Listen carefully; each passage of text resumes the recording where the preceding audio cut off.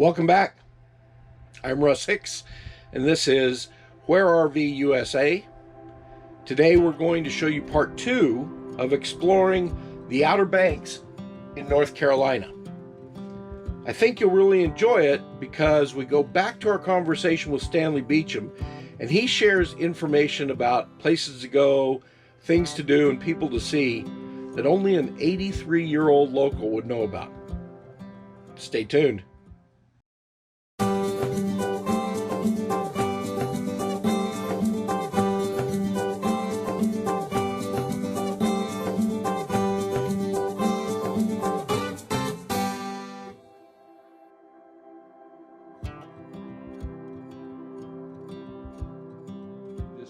Thrives off of tourism. Oh yeah, it's tourism. So is Oaken now, and that was fishing village. For people that are looking to visit, we have fishing, we have diving, we have... And offshore fishing is very popular. So sport fishing. Sport fishing. Kite surfing or surfing. Surfing. Laying on the beach. just chilling. As my son is what he used that term. I've never chilled in my life. Brings a lot of people here. We get a lot of foreign visitors. Oh yeah, a lot of and I'm thinking we've got Niagara Falls, we've got the Grand Canyon, we've got we're not near an airport. What brings you here? Right. The history. The Wright brothers and the Lost Colony. Oh. What are the other attractions?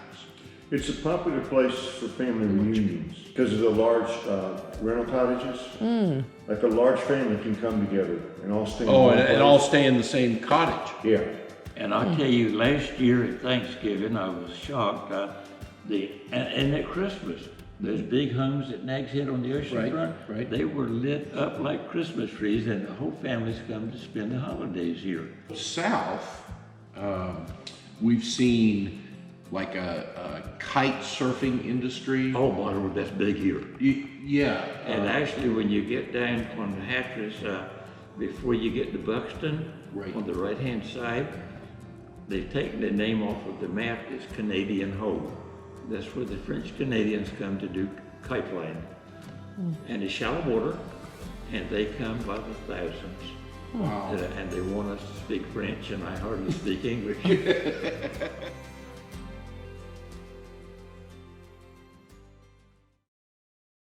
But my daddy's transferred up there because that's when we had so much German submarine activity, and he was out there chasing them. But so in World War II, the Germans actually came that close to. They were here in World War I as well. Really? Yes, sir. I'll show you some picture and history over here in a minute. But we lived right on the ocean front, and that was where we lived. And my daddy had to go back to sea chasing subs, and he was in World War I in Europe at 17. Wow. So I didn't even realize that the Germans had the capability of developing subs that could come this far in World War I. They dispatched them out of France. But they sunk our Coast Guard lightship at Diamond Shoals in World War I.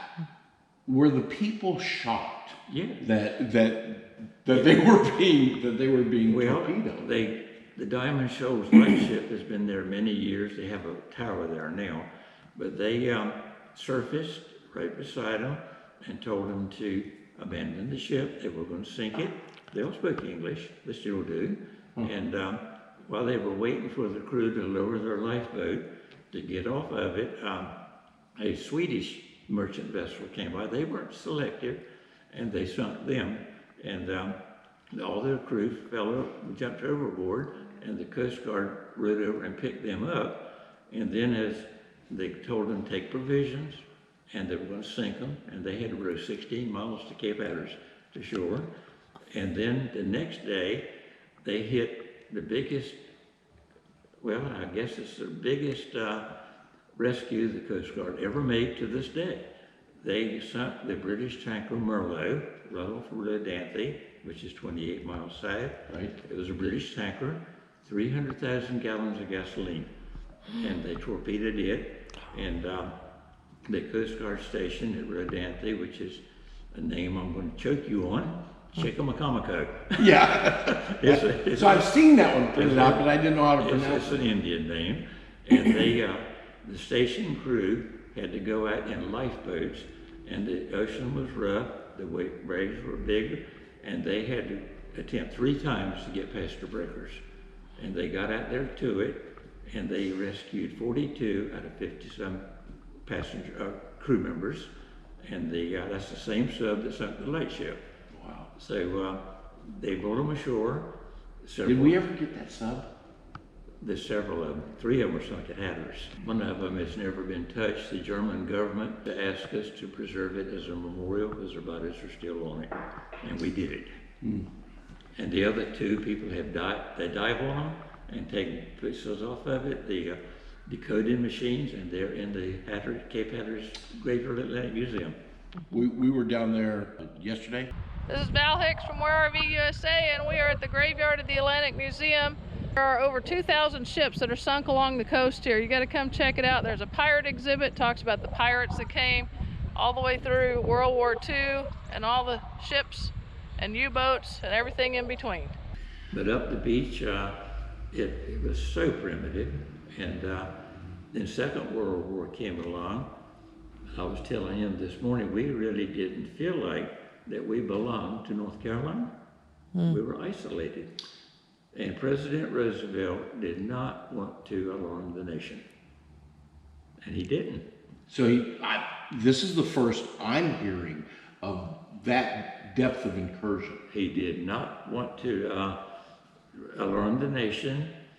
And even though we didn't have electricity to listen to him on the radio, but even after we did get electricity, after we got off the beach, a long time, he had his fireside chats. He still didn't talk about it. But they were going to destroy New York City. That was the German intent.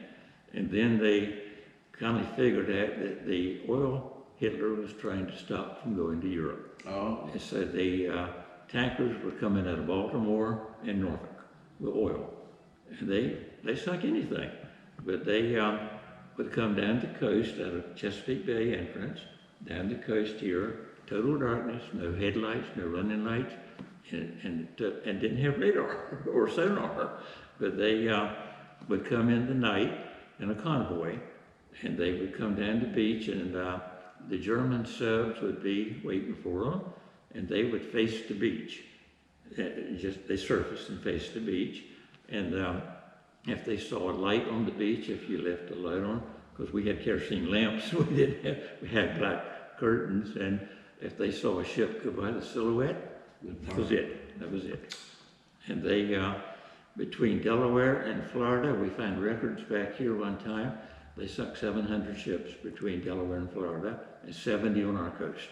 So that's what makes this area so popular for what they call wreck diving? No. But it was in there the other day, they said something about the graveyard of the Atlantic Museum. Right. There was about, and the curator of that lady said there was approximately 3,000 shipwrecks. And they were all wooden vessels mostly. Hurricanes would wash them ashore. A storm unwraps them, and then another storm wrap them back up. And some of them they identified, and some of them they cannot. And some of them were Spanish, and the Spaniards were kind of active over here. Well, this was a big area for pirates too, correct? Well, Ocracoke Island, that island is 14 miles long, and the south end of it is the inlet called Ocracoke Inlet, and that's where Blackbeard the pirate was beheaded. Wow. And he was beheaded by a British officer whose last name was Maynard, and they had a duel right in the inlet, and that was Blackbeard's hideout. And they found his ship down off of Beaufort, and they have taken some cannons off of it, and they're on display down in Morehead City area. But every year they have a memorial, not a memorial, but a celebration for the beheading of Blackbeard.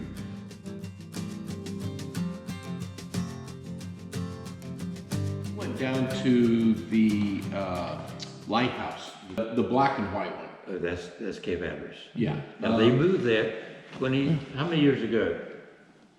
20 was what they said. It was the They 20th moved it anniversary in 1/2 June. mile. Yeah, we saw the video of Yeah, the, they moved it a 1/2 mile, and we knew it was gonna be a pile of black and white bricks, and they got it moved, and now they say it might have to be moved again in 50 years. everybody, Russ and Val here with Where RV USA, standing in front of the Cape Hatteras Lighthouse, one of the classics here on the Outer Banks of North Carolina. We're going to go check it out and give you guys a up close and personal tour of the lighthouse.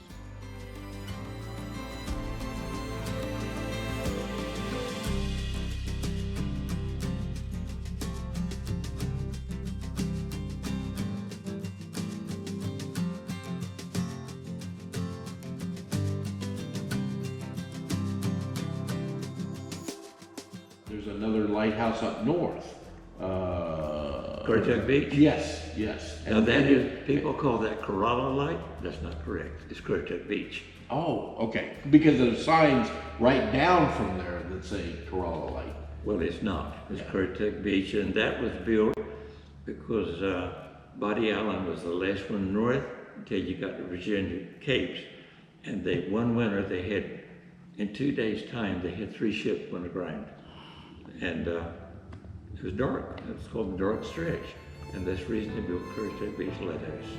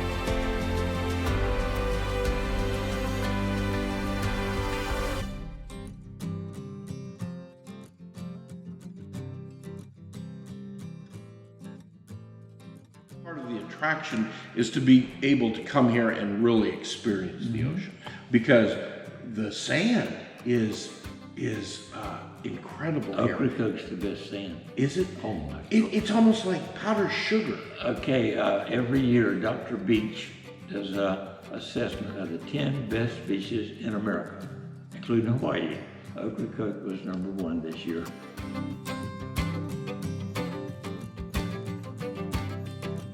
Roanoke Island is a natural stopover on the way to the Outer Banks. It's one of If you're coming from the west, right. What should people look for on the island? the Lost Colony. That's where the colony landed, and that's where they lost them. That's where the first English child was born in the New World. Her name was Virginia Dare. That bridge is named after her. Okay, so they have evidence of that, but the whole colony disappeared, correct? 100 and some men, women, and children. And no idea what happened to I it. have no idea. One man, Nevin Westcott, he used to say mosquitoes carried them away.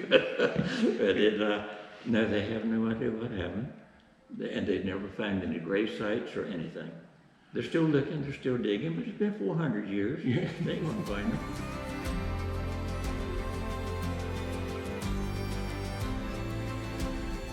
The fish agents had a dry fish tournament. You can't keep them anymore, they're protected. And I grew up on them. We salted them for the winter time. Right. And herons, every fall of the year, my uncle had a net fishing night here, and he'd dump in our yard a ton of heron fish. And we would clean them all night long. We didn't have electricity, we had lanterns on the barn. Right. And we had a bench out there, and we cleaned them, gutted them, everything. About daylight we had finished, and then had big galvanized tubs. You soaked them in water, salt water, so salt that it would float a fresh egg. If the egg sunk, none of the salt. Wow. And they had soaked them 2 days in that, and then And we take them out. Did that make them like jerky, kind of? No, it just preserved them. But when we take them out, and then we packed them in crocks, and a layer of salt, a layer of fish, a layer of salt, a layer of fish, and then put a weight on it. And during the winter, when we started eating them, the bones had all disintegrated. You ate the bones and all. Wow. And Mama would cook them for breakfast.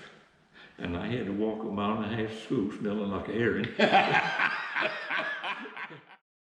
And drumfish, we did the same thing. And you take them in sections, and they weigh 40 pounds a piece, some of them. They are delicious. And we ate them with boiled white potatoes, meat cracklings cut up in squares, and grease, and boiled fish. And we had that for breakfast a lot of time. And there is one restaurant on the whole Outer Banks that still serves drumfish, but it's not red drum, they're black drum. Okay. And it's served today right here in Daryl's restaurant on Monday morning. I wish I was there. And I had a commanding officer, I was in Norfolk stationed there, and he had to make a trip. He was from up north, New Hampshire, and he had to make a trip to all the lighthouses and Coast Guard station south of there. And I thought, have fun. And he went into the chief of staff. He said, I want Beacham to go with me. And the chief of staff said, why? It's not but one road. He said, I don't know what the people are talking about. Because of the accents. And literally, and Joe Poole's Coast Guard station, I had to translate. But they went in a restaurant the next morning, and they served her breakfast, and he looked at that and he said, what the hell's that? She said, that's grits. He stood up and reached him in my plate. I always thought the worst thing they did was name grits. Oh, I love them. I love grits. I had breakfast yesterday. but when you order it, you feel bad because you're eating something called grits. Oh, they're good. We had them for breakfast. There's a place on the beach, a couple from Mania, and two restaurants. One is called the Dunes, and the other is Grits Grill. And they have grits on the menu, and they make homemade biscuits that they go around every morning. In summertime, it's so popular and so crowded, regardless of the heat, a lady's outdoors with a book to put your name in for a table.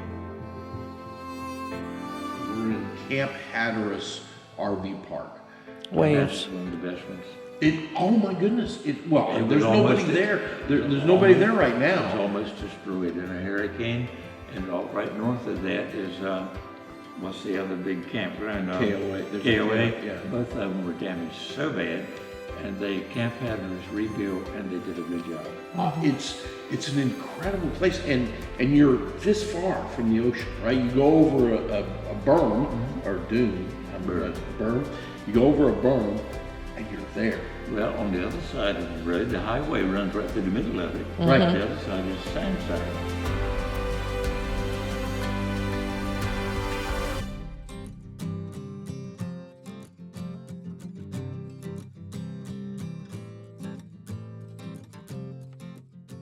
Welcome back.